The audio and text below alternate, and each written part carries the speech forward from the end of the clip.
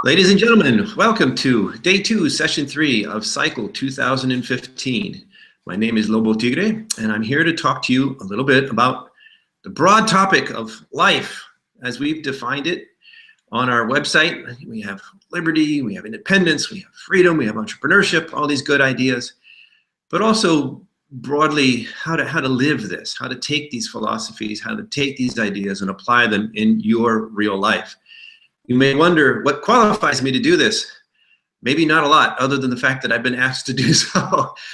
But I will say, and this may sound a little arrogant, a little boastful, I'm sorry for that, but there's really no other way to address the issue without saying a few things about myself. And there's good, there's bad, there's ugly. There are things that I have done in my life that I'm not proud of. But I can tell you that I'm, generally speaking, a pretty happy person. I am, generally speaking, satisfied with my life. I like my life. I enjoy my life. And I think most people you might talk to who know me or know of me would say, there seems to be a guy who has it pretty well figured out. He has a good life. And hopefully, we won't find out next week that it was all a sham, I made it all up. No. Hopefully, we'll continue to enjoy this goodness for a long time, because I really am enjoying it. I have a few thoughts here. Give me a second to get with the technology and I'll pull up some slides. But I want to address this up front because, really, why should you listen to me? And the only reason I could think of, other than the fact that somebody handed me the microphone, is that I'm happy. I'm actually very happy. And I would like to tell you a little bit about how I got that way. Okay. Sharing our screen. You should be able to see Life 101 there. And let's see if I have this right. You can start the slideshow and you can still hear me. Okay, well, no slideshow. All right, I don't have the setting right. We'll go ahead and just dive right into it then. I'm going to start with what may seem like an abstract point. But if you'll bear with me, I hope you'll find that it is worth thinking about. You may or may not know, but I actually started out my academic career as a physicist. I was studying physics, and I was very interested, and still am, in the basic questions of physics and, not coincidentally, metaphysics, which is a branch of philosophy. And one of the questions that always interested me is, what is time? Now, I'm not going to spend time on the physics of what time exactly is, but I want you to think about this in a human context. And that is, to human beings, time is life. Every second that passes by, whatever the physicists may say, every second that passes by in your life is a piece of your life. It is 1 second. Tick, tick, tick. That is 3 pieces of my life that I've just shared with you, 3 pieces of your life that you just shared with me, and they are gone, and they are never coming back. This is very important because your life is all you really have. It is the thing. It is the ultimate value. It is what we have to build all the happiness and good things that we want to enjoy. So every second of time is a piece of your life, every minute, every hour, every day. You should not waste it. If you waste time, what you are doing is wasting your life. You're wasting yourself.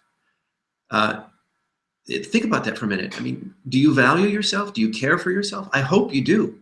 If you value yourself, why would you waste yourself? Now, I'm not saying you can never relax. We'll get to that in a moment. What I am saying is that your life is precious.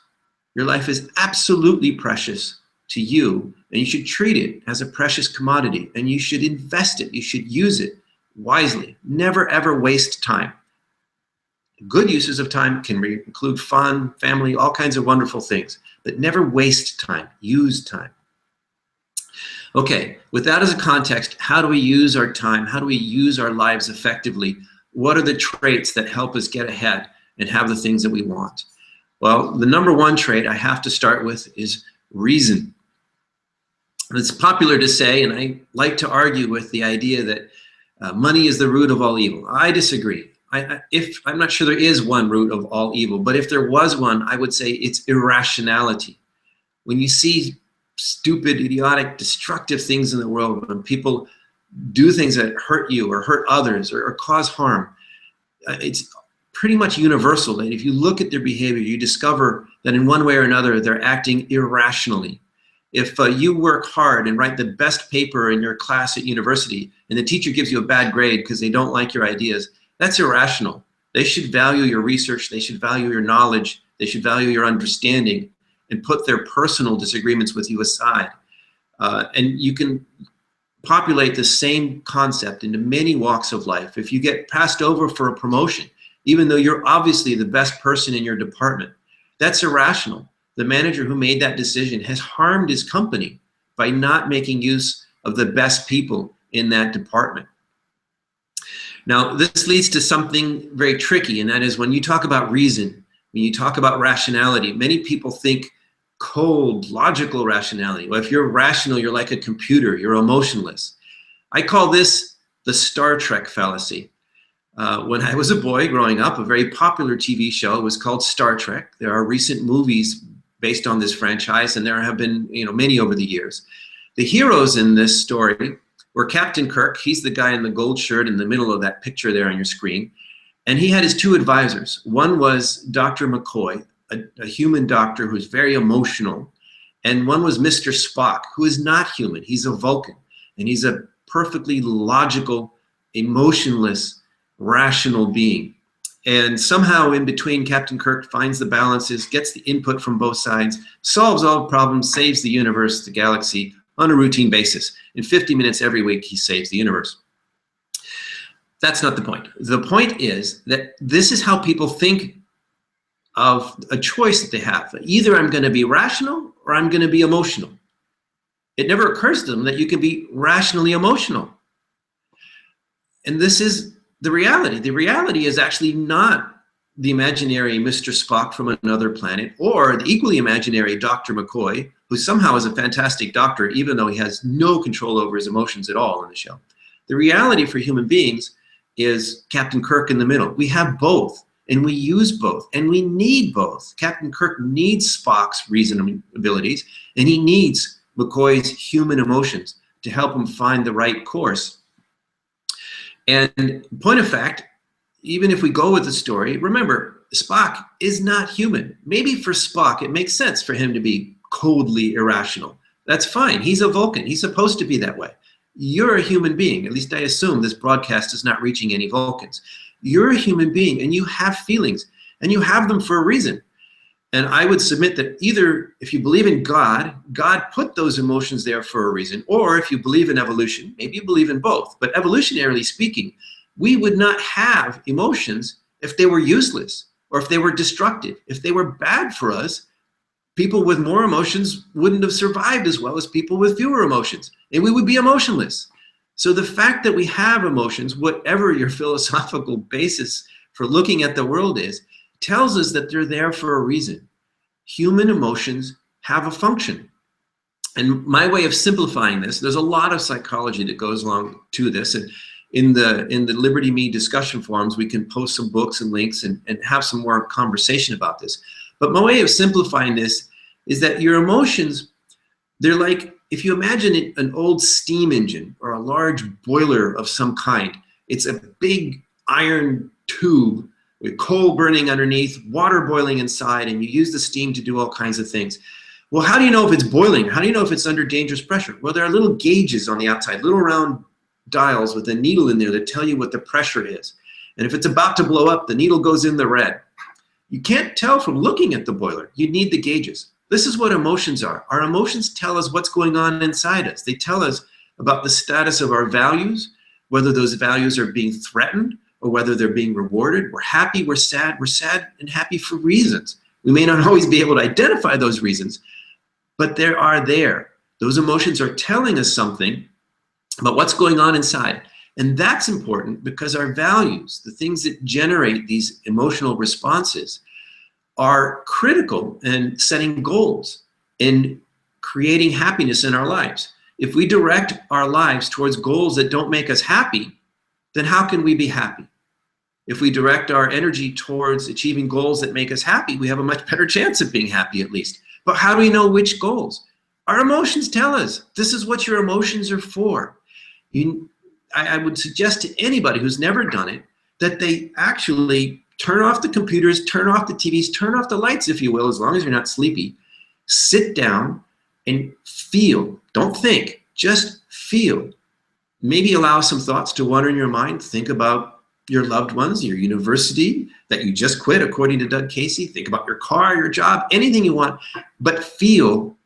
Allow the thoughts in your mind and feel what you feel about these things. And then think, what does this tell me?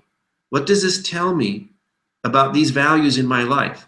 If every time I think about my job, I feel miserable, I feel sick, I feel like throwing up, that's telling me something. I should pay attention to this. That's the pressure gauge going off into the red over there, telling me something's about to blow up. Your emotions are profoundly important. They help you to define what's deeply inside of yourself, to know yourself, and to know what your priorities should be. And I think a particular area of this, a subset, if I may address half the audience, or presumably half the audience, is that I find that women are often told that they're too emotional. You're too emotional. You should be more rational when you make these decisions. Well, I want to tell you, ladies and gentlemen aside, that nobody is too emotional. The problem is not that you have emotions. The problem is how you deal with the emotions, how you act on a basis of those emotions, your actions and your self-control. These are very important issues, but it's not the emotions themselves. Don't blame the emotions. They're just telling you about what's going on inside you. You need those pressure gauges. And ladies, if any guy ever tells you you're too emotional, just go with him next time he goes to a football game or a hockey game or whatever sport he cares about the most, and whatever team he cares about the most they're playing. And then you look at him and you watch him and you tell me he's unemotional or less emotional than you are. Don't take any of that guff. You're not too emotional. Emotions are a good thing. Even the so-called negative emotions, your fears, your sorrows, the pains you suffer, they're telling you something. You can't ignore those. That's ignoring the pressure gauge that's going into the red. Whenever you feel those feelings, they're not fun. So pay attention to them. Find out why they're there so you can do something different, so you don't have to feel them anymore. If you ignore negative feelings, you're going to perpetuate them. So pay attention to your emotions. Now, having done all this, there's a lot we could talk about, ways to meditate, ways to think, ways to mobilize this. We don't have time for all that. Maybe in future conversations online we can do that. But fix this in your mind. Your emotions are a good thing. You need them. They tell you what's going on inside where you can't look with your eyes. Now, with that information, what do? Well, this is where your reason comes in. Your emotions set the goalpost. Your reason tells you how to get there. You can't look at a bridge and feel happy about a 9.5-inch bolt of 2-inch diameter or something like that. No, you need to do the math. You need to do the calculations. What is the weight this bridge is expected to bear? And how does that work on the struts and the trusses, and what bolts do we need? There's established mathematics that helps you solve that problem and get to the right answer for building this bridge. Now, whether you want to build a bridge or not, maybe you're building a bridge in your backyard to go connect the trout pond with the little island over there. I don't know. You decide whether you want the bridge. And I'm trying to suggest to you that both sides are equally important. Look at my picture there of Captain Kirk between Mr. Spock and Dr. McCoy. He would never have been successful. He couldn't save the universe every week in 50 minutes without both of these guys' help.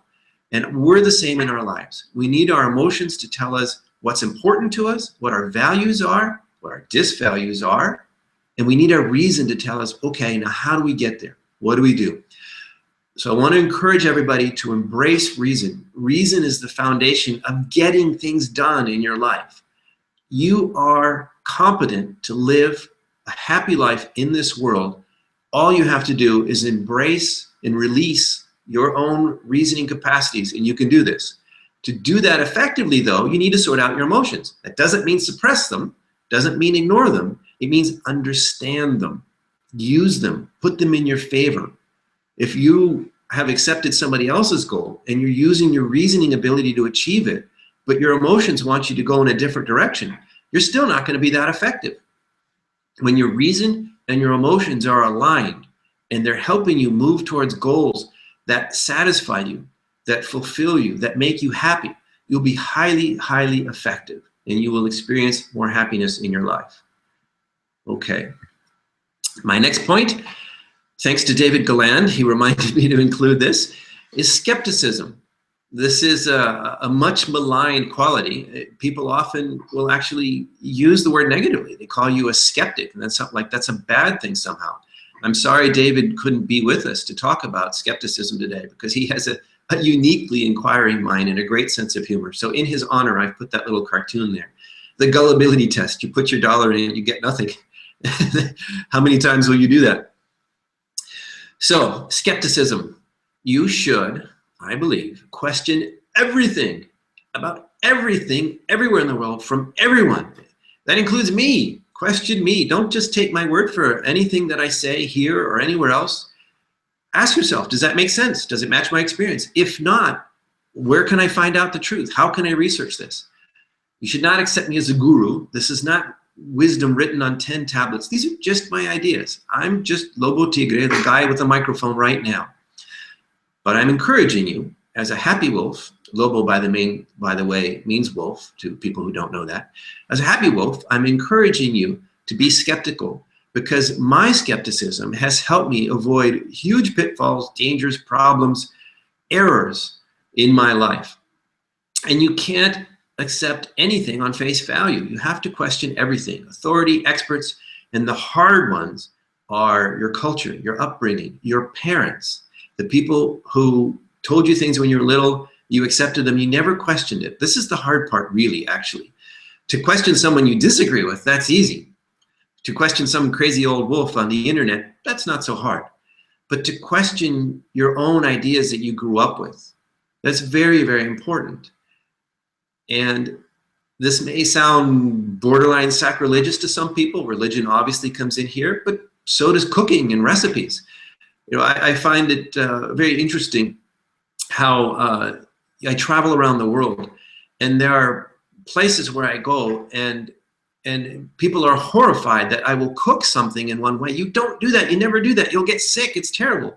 But in another part of the world, it's the exact opposite. You have to do that. Any other way is terrible. You'll get sick.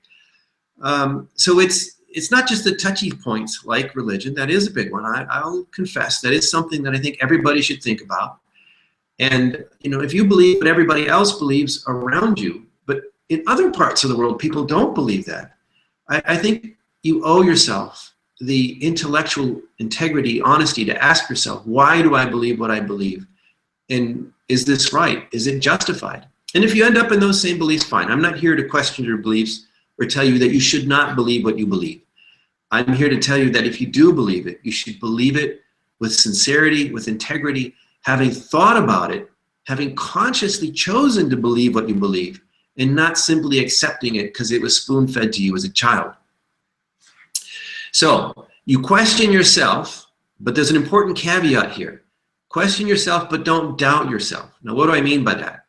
I think it's important to question myself all the time. I ask, could I be wrong? Have I made a mistake? Am I assuming something? Or is something that was true before no longer true?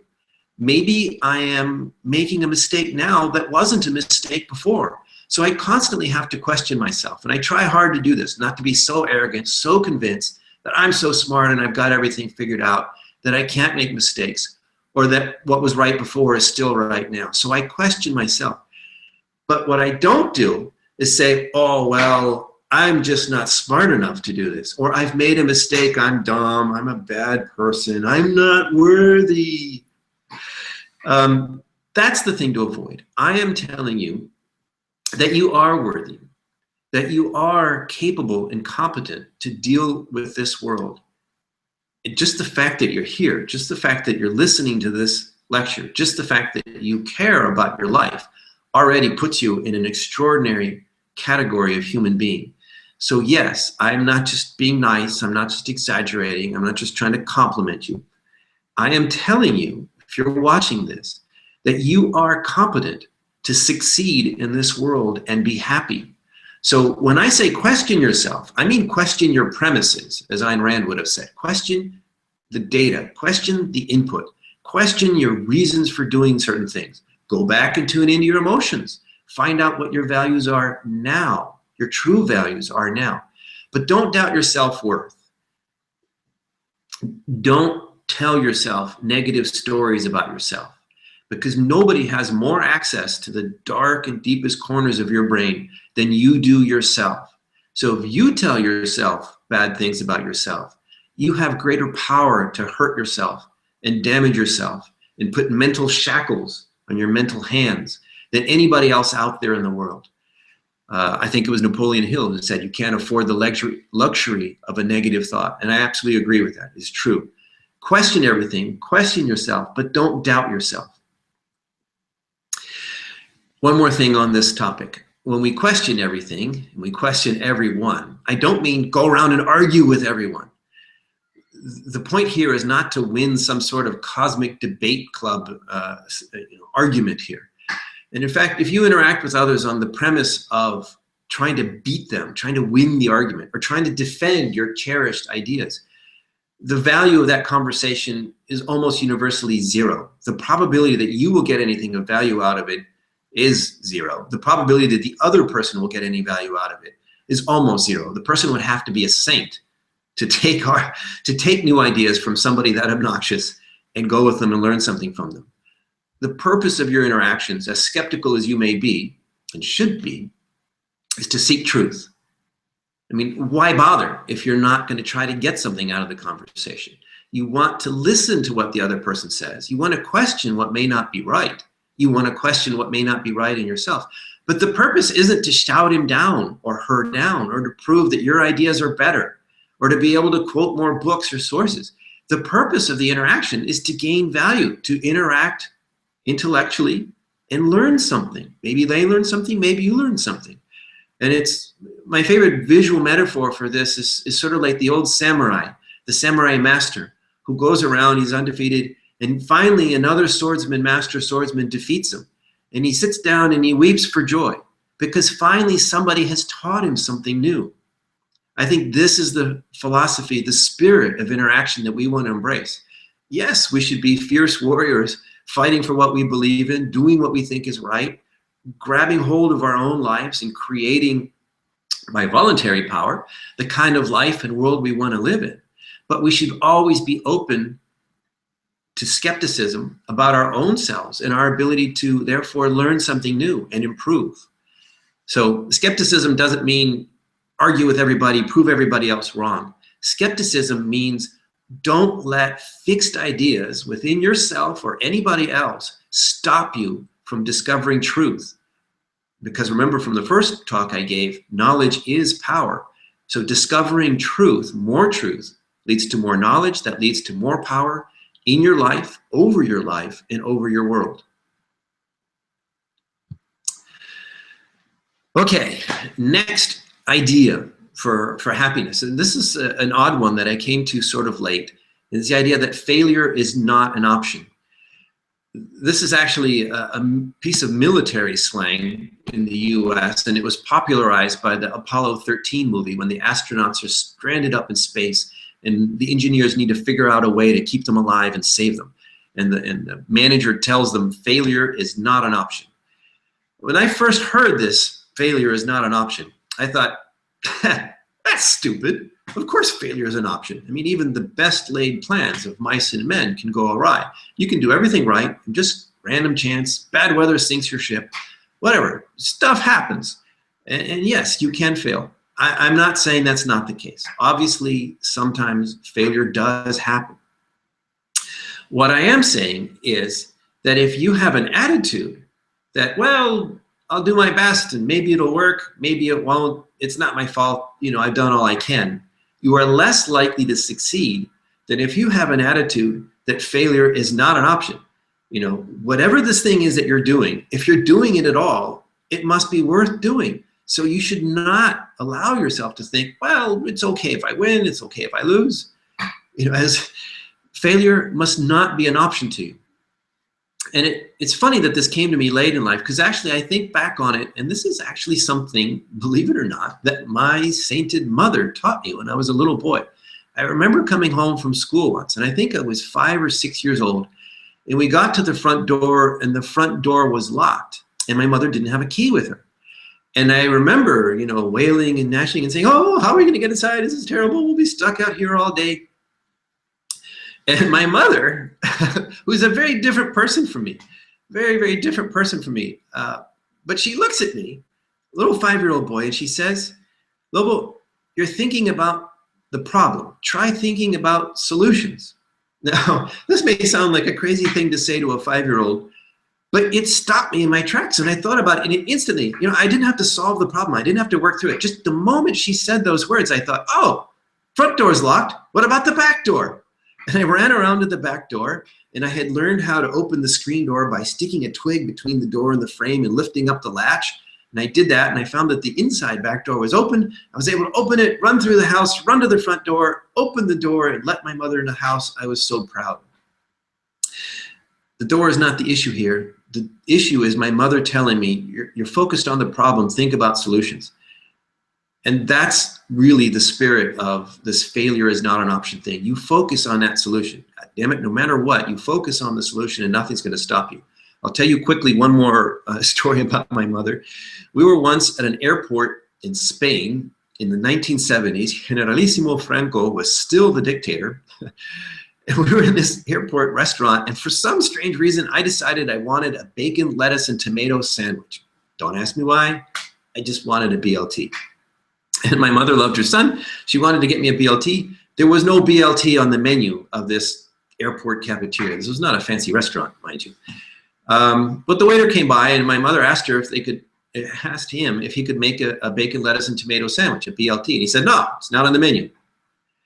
And my mother said, well, do you have bread? The waiter said, yes, we have bread. She says, well, I want an order of bread. She says, do you have tomatoes? He says, yes, we have tomatoes. Well, I want an order of tomatoes. And so she went, she ordered all the ingredients separately, and she made me a BLT sandwich. This is kind of a crazy thing. It's sort of, you might argue my mother spoiled me. I don't know. But it made a profound impression on me that I didn't think about until later in life.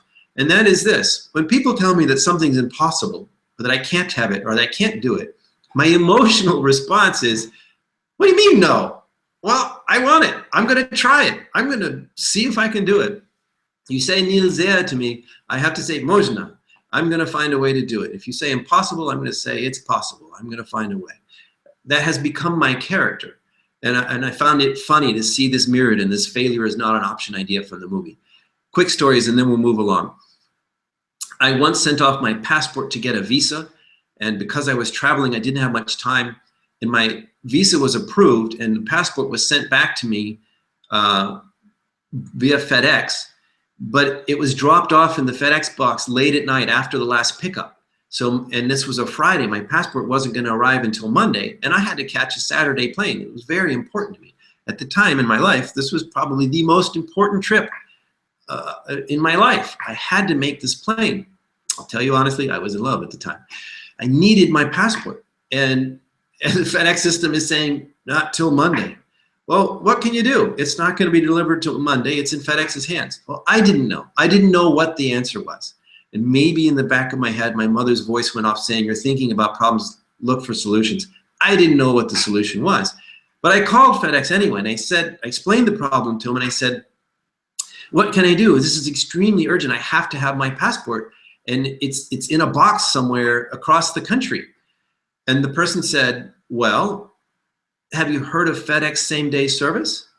I said, no, what's that? Tell me more. I didn't know FedEx had a same-day service. And it turns out that if you're willing to pay enough money, they will send a courier to pick up your package, to take it to an airport, to put it on somebody else's airplane, not theirs, and have another courier pick it up on the other end and take it to you in the shortest time possible.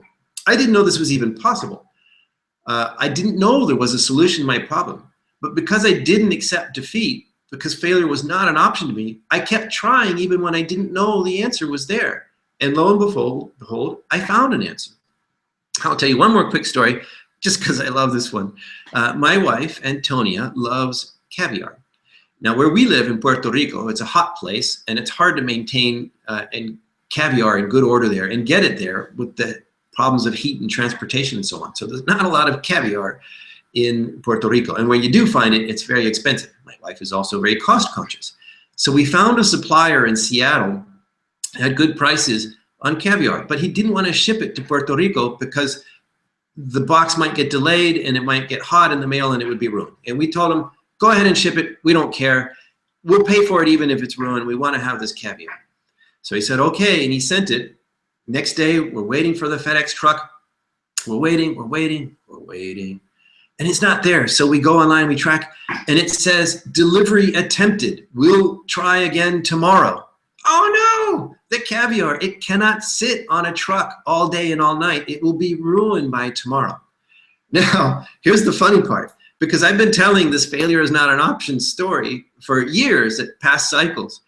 And I looked at the situation, I just said, well, it's okay, my love. We can buy more caviar. But my wife, she wasn't having any of this. No, that was her caviar. And she wasn't going to let it go bad. And she was going to go out and hunt down that FedEx truck with her caviar on it. And I said, my love, we live in a city with 2 million people. You know how many FedEx trucks there are? It could be anywhere. How are you going to find this truck? Doesn't matter. For my Tosha, failure was not an option. And she put on her boots and she got her purse and she got her phone and she went out on the streets of San Juan.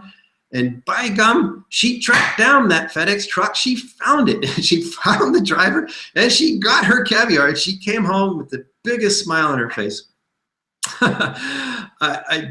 I can't help but laugh, but think about this. I love this story so much, partly because it illustrates what I'm saying about failure not being an option, and partly because even I made a mistake. Remember what I said about skepticism. Question everybody, even me. She questioned me. She did not accept my wise judgment that it was crazy to go out hunting FedEx trucks in a big city.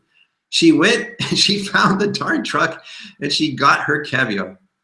So, point of the stories is attitude is essential. And if you have an attitude that success or failure is out of your hands, you do the best you can, oh well, you will fail more often in your life because there are always problems that confront you in every walk of life, in business, in private life, nonprofit life, religious life. There's always going to be problems and challenges. And if you come at things with a failure is not an option attitude, you will succeed more than other people do because most people don't have this attitude. Most people will not go chase down a FedEx truck in a large city. So I encourage everybody to embrace this attitude of failure not being an option. Now, that having been said, it may seem that I'm telling everybody to become a type A personality and run around like crazy, pulling their hair out. Oh no, we gotta do it. No, that's not what I'm saying. And being able to stay cool is very important. What I am saying is that if your attitude is right and it is uncompromising in your desire to achieve success, you will achieve more success in your life. But of course, it's important not to hyperventilate and panic and get all scared and terrorizing your own self about the things that are important to you. You need to stay cool. Relax. It's okay to relax. The more calm, cool, collected you are, the better you will be at problem solving and being intense and focused on achieving those results for which failure is not an option. I have a little picture there of the Fonz. He's famous for being the cool guy of television when I was growing up. And I won't get too sidetracked in the Fonz, but I just use this as a little bit of an example because the Fonz, he was super cool. He was the cool guy. But he was not unemotional. What he was self-controlled. When you say that, oh boy, that guy's really cool, think of the movie heroes who are cool. They're not ice cubes.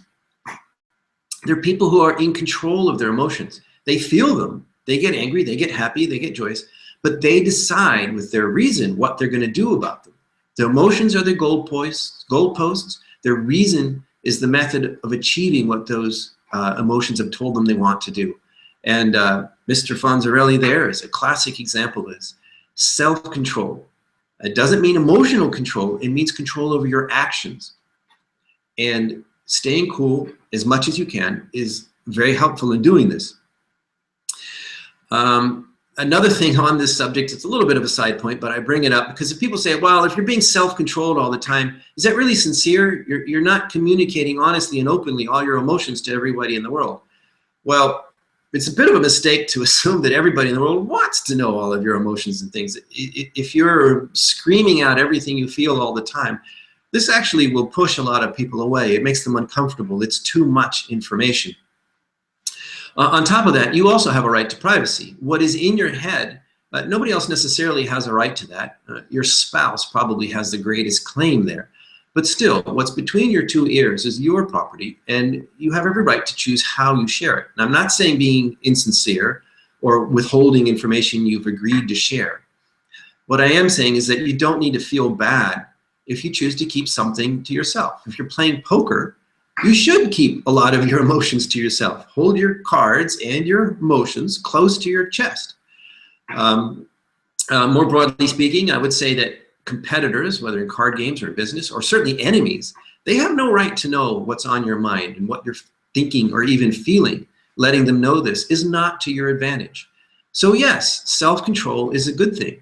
But again, this does not mean lack of emotion. This does not mean suppressing your emotion. This means practicing, calming, embracing self-discipline so that it's your mind that decides what and how you act based on these feelings and not just your emotional impulse. So calmness, whatever your personality type might be, is something you can learn. Everybody can do this, and yoga might be a good starting step. Just the ideas, though, are important. Decide that you want to learn how to react calmly, to react based on reason, not emotion. You can decide to let go of the things that make you angry and cause stress in your life. It's not worth it. We all know there's well-established medicine behind this, good science behind this, that high levels of stress correlate highly with all sorts of health issues. So it is a very good thing in many, many ways to achieve some degree of self-control. And again, understood correctly, self-control over your actions and what you do, not suppressed emotions and so on. We're talking about living life big here. We're talking about success and happiness and satisfaction. You can't live your life to the max and have a good life if you're sick and tired all the time because you're stressed out and out of control emotionally. So relax, stay cool. Related to this, not exactly the same, we talked about emotional honesty. Let's go ahead and address honesty in the big picture. I think honesty is the best policy. Lots of people say, easy to say, hard to do. It can be very hard to be honest, especially with people you care about. You don't want to hurt their feelings. But it makes life so much easier if you can. To whatever degree you're dishonest, to whatever degree you say things to others that are not true, even with the best of intentions, you have created an illusion, or at least you have created a perception that is different from reality.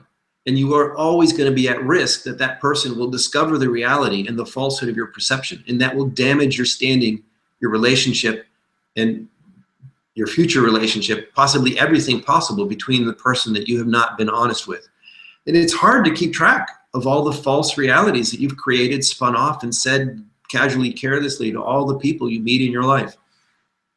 It's simply easier, less stressful to be honest with people.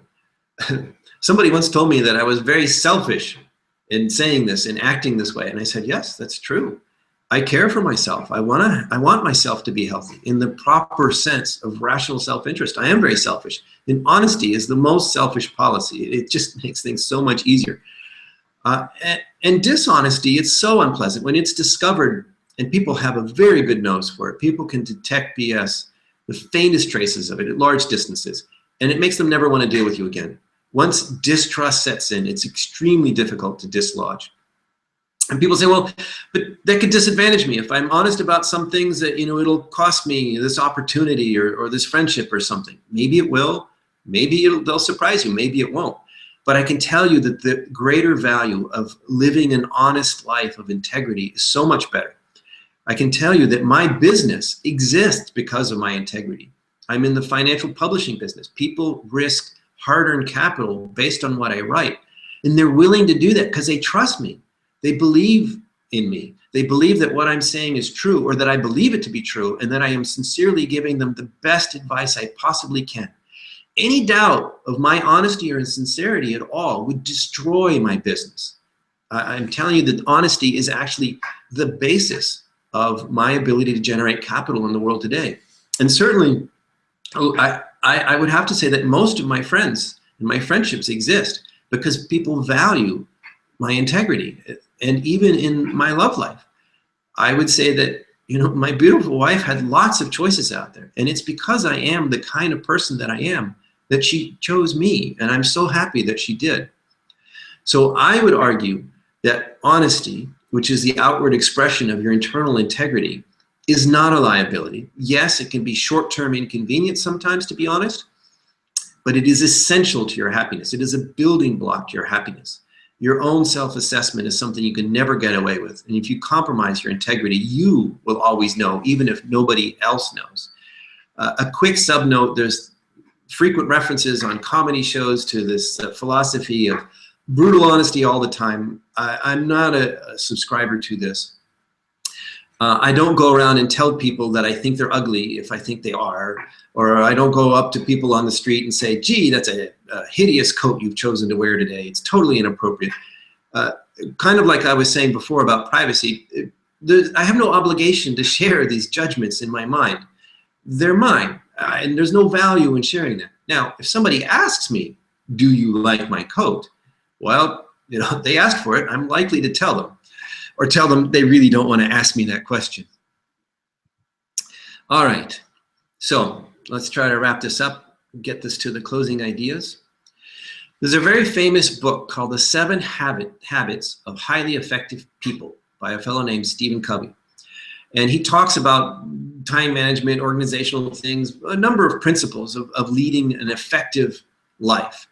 And the 7th habit at the end of the book is nothing that you would imagine. It's not a management technique. It's not a psychological trick. It's not you know, a system of computers or notes or papers to make things effective. The 7th habit is to have a mission, to make your life mean something, to choose something that's important to you, not to your parents, not to your culture, not to society, not to your mentors, teachers, anybody else, but to yourself. Something that means something to you, that's important to you, that you want to dedicate yourself to. If you have a mission in your life, if what you're doing has a reason, if there's a goal for it, then you're more likely to be effective. It gives you the strength to go out and chase FedEx trucks if you have to, and to be honest when it's difficult, or to have the self-discipline to relax and maintain some self-control when you're under pressure. All these things that I'm talking about, they're all made easier and more powerful if there's a reason for what you're doing. I can't tell you what reason will motivate you and empower your life. What I am telling you is that it is worth stopping and thinking, sitting down, looking into your heart, introspecting on your emotions, your thoughts, your feelings, everything. What really excites you? What floats your boat? What's the most important thing to you? Find out what really lights your fire and make that your mission. Make that what everything else is geared towards, and you will become a highly effective person. In the words of my other great hero, Don Quixote, follow your quest. And I'm not going to sing for you. That would be a torture you don't deserve. But there's a song from the famous musical called Man of La Mancha about Don Quixote. I've put the words here just so you can have them later in the presentation. I encourage everybody to look up The Impossible Dream, listen to it with lyrics if English is not your first language. These are some of the most powerful lyrics I have ever encountered in my life. The point at the end, he says, is that it doesn't matter if he wins or loses. He says that his heart will lie peaceful and calm when he is laid to his rest, i.e. when he dies, because he's followed his quest. And not only will he be happier, the world will be better for this, because one man, scorned and covered with scars, he still strove with his last ounce of courage, even to reach the unreachable star. This makes a life worth living. And I highly encourage everybody to adopt this attitude, to find that 7th habit thing that will really empower their life. I'm urging you to strive for excellence in all things, and that seventh habit is the way that you get there. Don't accept mediocrity. Be not one of those people who will just say, oh, well, you know, failure is an option. You know, strive and work and insist. Failure is not an option. Now, this may sound like I want everybody to be a hero, a Howard Rourke, or an astronaut who conquers new worlds. It doesn't have to be that way. Even a quiet life lived well is better than an evil one. If you remember my first talk about the Game of Thrones, you don't have to become a ruler or a king to not be a part of the wheel. You don't have to be crushed by the wheel. You don't have to rule the wheel. You can walk away from the wheel. So even if your goal in life is to be a great mother, fine. Set out to be the most excellent mother you can possibly be, or a carpenter, or a gamer, or a computer programmer, a singer, whatever you want to do. Strive for excellence in whatever it is that is going to be the core of that seventh habit value that drives your life. You should, whatever part of this that you do, you should do your best to do it the best you can. Nothing should leave your hands that you do not feel is a quality job, that you've done the best you have. And of course, we're going to have bad days. We're not always going to be perfect. But if you strive for this, notice that I don't say be excellent all the time every day. I say strive for excellence. If you strive for it, if you decide that this is an uncompromising, non-negotiable thing on your part, you will strive to put the stamp of quality on everything you do, then you will do so much better than anybody else that you compete with or that you have around you. You will see phenomenal success in your life, and you will feel satisfaction. You will feel pride in your life. Just really quick, you know, if you try at all, you're already going to be better than most people. Remember, 50% of the people you meet are below average. Sounds nasty, but that's simply the statistical definition of what average is. And really, most people don't understand the things that we're talking about. Most people do not strive for excellence. They just go along. Frankly, most people's motivation is to avoid pain, not to strive for good. They're avoiding the lash like a slave in their lives. They're a passenger in their life. They're not somebody who gets behind the wheel and drives it towards the things that they want. So making this choice, simply deciding that you're going to be a person who strives for excellence, it doesn't just make you in the top 50%. It puts you easily in the top 20%, 80-20 rule. It possibly puts you in the top 4%, just making this decision. Now, becoming a master, doing the things and becoming an expert and getting practice at becoming excellent at things you do, you know, that will get you in the top 1%. But simply embracing the attitudes that I'm talking about today, I sincerely believe can put you in or close to the top 4% of any endeavor in the world. I see this repeatedly around me. And yes, I am an optimist. This may sound optimistic. I'm telling you, anybody can be in the top 4%. Well, obviously, anybody can't. Or, you know, only 4% of the people can be in the top 4%. What I am saying is that most people don't try. And it's easy to excel. And that is a grounds for optimism. But more than that, like Doug Casey was saying last hour, the technology is creating a better world for us all around us. And I believe that that will enable all of us as individuals to achieve more and have more in our lives. Not only is the future going to be better than what most people imagine, it's better than most people can imagine, because they just simply can't understand what's going, and what's coming is going to blow our minds away. The progress of technology across all of history has been pro-individual, has been pro-life. It's a very positive trend, and it's one that you can bank on. And if you do embrace this kind of positive thinking, it has attractive power in your life. I mean, think about somebody who's all depressed and sad. He's looking down, shuffling down the street. Maybe a missionary will approach this person and put his arm around him and offer to help. Most people will step away, will avoid such a person. People don't want negativity in their life. So if you embrace the things that I'm talking about, if you choose to be an optimist, just look at the way technology is changing our world, accept the reality after you do your own due diligence and skeptically research the things I'm talking about, and become an optimist, you will find that it changes everything around you. People will want to be with you. People like optimists. They want to invite them over for tea or for whatever it is you like to drink. People want positive energy around them. So become an optimist, live your life well, because there's one aspect of this technology is that you may live a very long time, and it would be no fun to be able to have our lifespan expanded to several hundred years and to be miserable all the time. So aim for the stars. With technology and our positive energy, they will not be unreachable for long. And yes, I'm going to quote Nike here. They did not pay me for this. I just thought it was very appropriate. Embrace the seventh habit. Make your life mean something, and you will be legendary. You can be legendary. I am convinced that every person watching this presentation today can have a legendary life. Make your life something that you're proud of. You have that power. All you have to do is decide it and embrace the attitudes that will make it so. Thank you very much. And I talked a lot longer this time, but we have a few minutes for questions. I see one here. Evaldas, my good friend Evaldas. What to do if you get bored in the middle of the mission? Does it mean it's the wrong mission for you, or if it's more of a character thing? That's a most excellent question.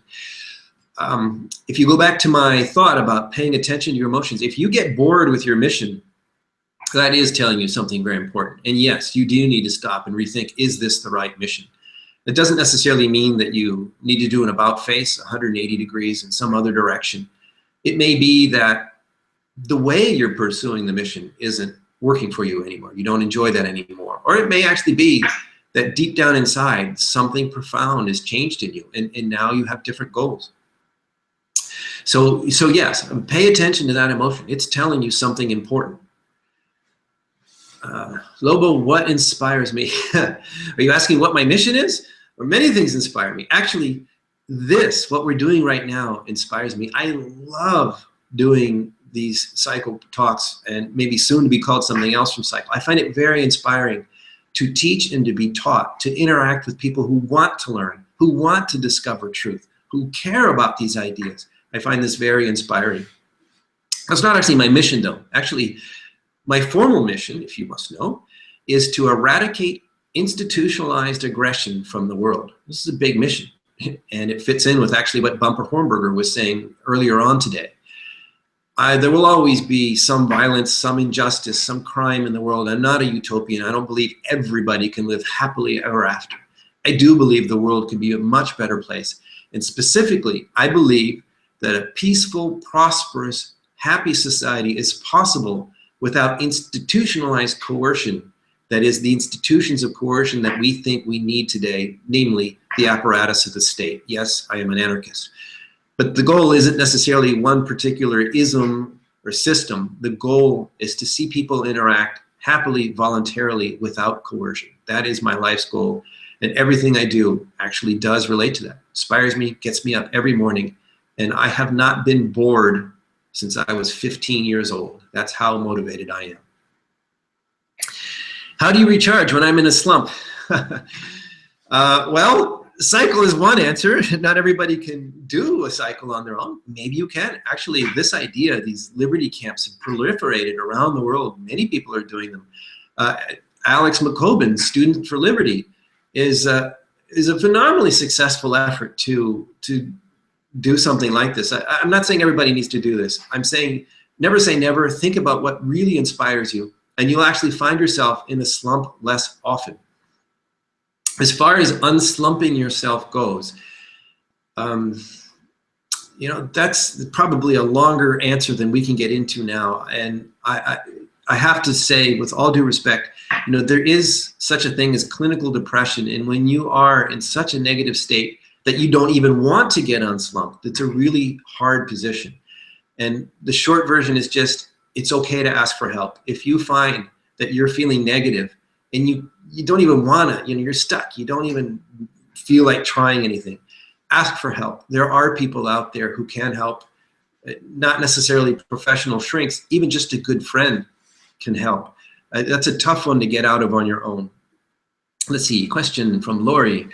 Do you think emotions are tools of cognition? Cognition to find out what your goals should be? Well, to the second part, I specifically said, yes, that's how you find out what your goals are. But I'm not a professional psychologist, but no, I would not say that I think of emotions as a tool of cognition. Emotions are a kind of thinking in the sense that they are part of the functioning of the brain. They're not thinking in the sense that we think of thinking as being doing the math of 2 + 2 = 4. The structured thought that goes into following a mathematical equation to its logical conclusion, or calculating the correct thickness of a steel member for a bridge, it's not feeling. And when we say we use our feelings to instinctually arrive at a solution, I don't think that's carefully thought out use of language. When I don't actually think that's emotion at all. Those so-called instincts are really shorthand, your brain working faster than you can consciously realize. When your instinct tells you, go this way, choose that, buy this stock, even before you can articulate the reasons, it's actually, I think, a summary of past experience that presents itself as a gestalt.